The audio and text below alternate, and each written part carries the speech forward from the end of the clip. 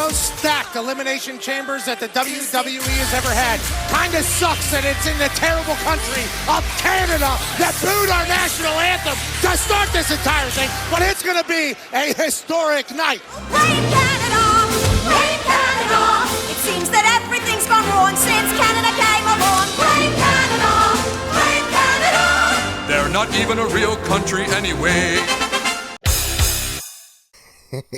That never gets old.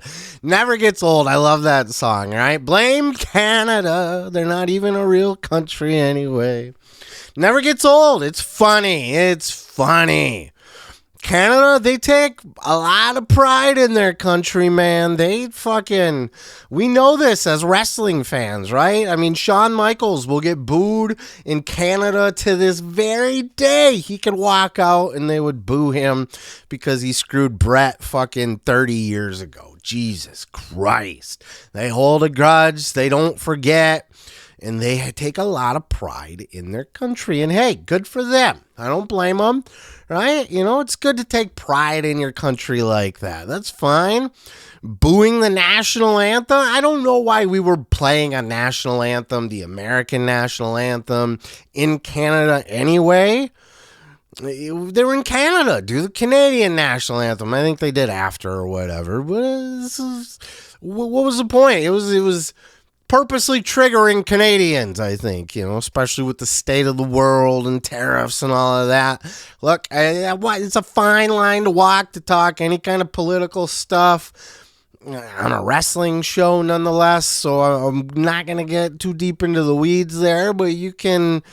I think everybody knows that there's a little bit of a rivalry going on right now, right? Like that hockey game where they just got into like 5 fist fights within the first minute or two of the actual game. There's some heat there. There's some heat there, brother. But Pat McAfee, of course, not shy to say his piece, you know, opening the show. It's just a shame that we're in this terrible country. I mean, he's a heel, folks. Let the man be a heel. A heel. Y'all don't know how to handle heels in 2025. Everybody wants to murder everybody. Everybody wants to murder everybody, and no exception here, as even Pat McAfee got a death threat over this. Check this out here. Let me pull this up. Pat shared this on, I guess, his Instagram or something like that. In inbox, a direct message he got from B.A. Charles. Somebody track down this B.A. Charles and fucking ratio him, please. Ratio him, not anything else. Just get in his comments and fucking dunk on this douchebag. Because what a douche. Why? It's wrestling, folks. Let a heel be a goddamn heel. My God. Look at this. You're fucking pathetic. Punter, dickless. Anytime, anywhere, pussy, sack up for once. What does that even mean, sack up for once? Name it. I'll be there, bitch. And then he posts, this is where he crossed the line, right? He posts a picture of Pat and his daughter. I hope that little brat fucking dies. And then he uses an F-bomb that is not the fuck word that I won't say here. If you want to shit on free speech, you better be ready to die. You pathetic something or other. It's you know, buried under belief under there. Pat posts, good morning, beautiful people. Standard Wednesday over here. Just some random wishing death upon me and my daughter. I hope you have a great day. Get a life. Get a life. Don't take shit so seriously, especially in wrestling. How are you going to watch a wrestling show and get this upset that you're wishing death on a fucking baby girl? Go to hell, you fucking douchebag. But there's people out there like that. You find them in the comments everywhere you go. There's people that are just take shit so personally. So personally. Oh my God. A heel commentator in Canada that's American is fucking dunking on Canada and calling it a terrible country because they booed the American national anthem. Go fuck yourself. Get over it. My God. Everybody's so uptight these days. Everybody's so ready for violence. It's disturbing. This is not cool. This is not cool one bit. I hope Pat McAfee, he lives in America, so I hope he's armed to the teeth, something that the Canadian governor will not let its people do. They don't know nothing about that, so they can talk their shit. Come to America and get fucking 35 AR-15s pointed at your face, douchebag. Talk about killing my kid. Jesus Christ. Horrible. Horrible. Of course, the political left here in the United States took this as an opportunity to get their dunks in as well, as some fucking fool Keith Olbermann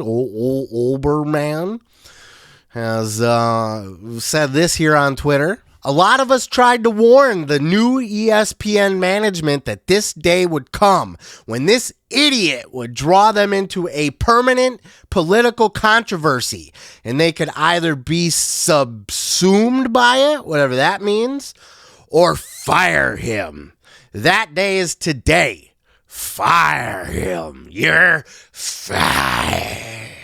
Imagine calling for the death of a little kid. Imagine calling for somebody just to be fired for being a heel commentator in a wrestling show.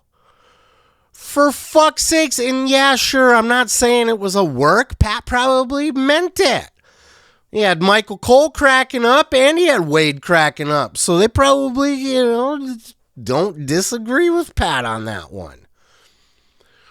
I get that there's political heat right now between Canada and the United States. I understand this. I understand that Canadians are prideful people and they take things to heart, right? They take things personally like this. I get that too. But death threats, calling for somebody to be fired, come on, a permanent political controversy.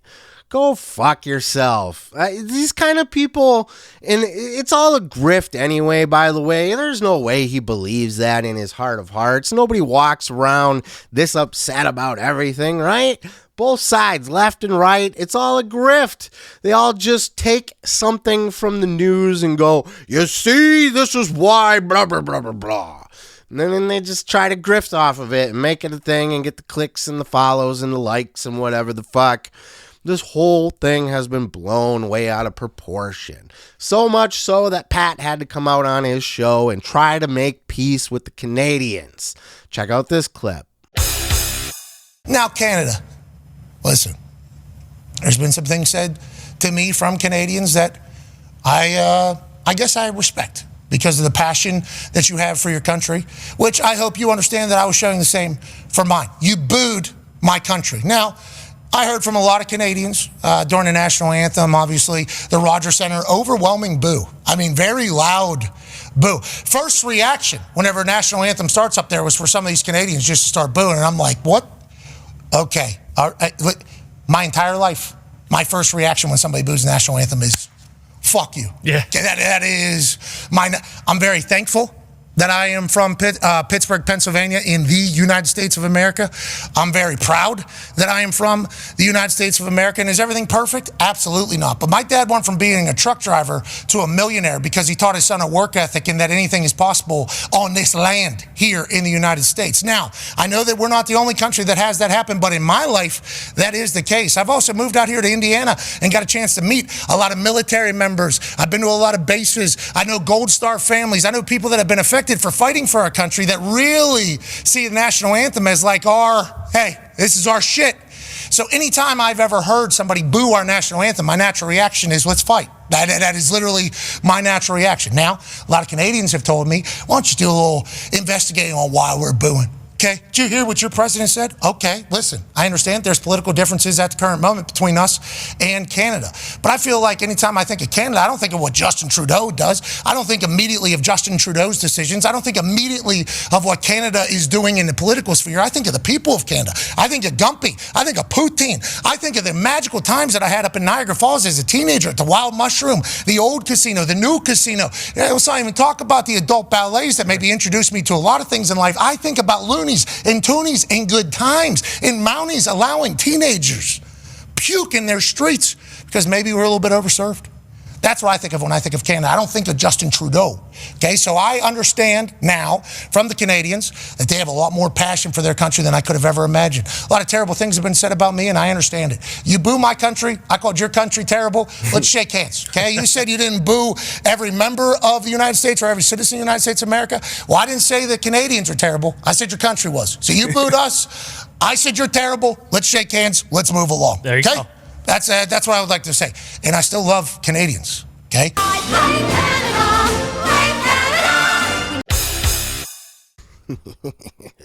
Had to at least one more time, right? Had to at least one more time.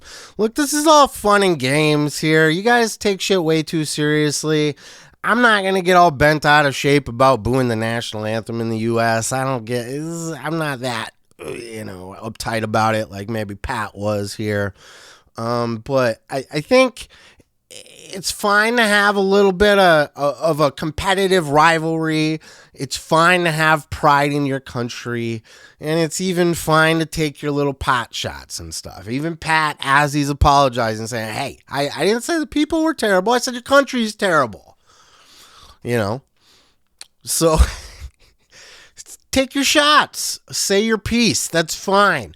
But when it gets into, this guy needs to be fired, we need to get rid of him, you're fired. We need to stop that shit. And the death threats from some fucking idiot Mark on the internet, some fucking Canadian douchebag Mark who's gonna call death threats on a little girl over fucking saying you have a terrible country. Go fuck yourself. How do you like that for free speech, douchebag?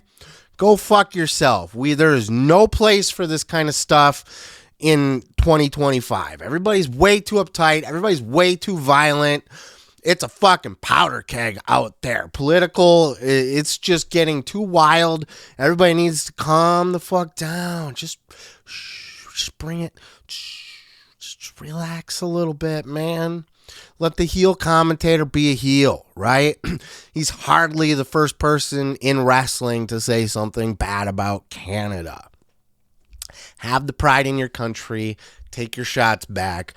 But let's leave the firing and the death threats to little girls out of it here.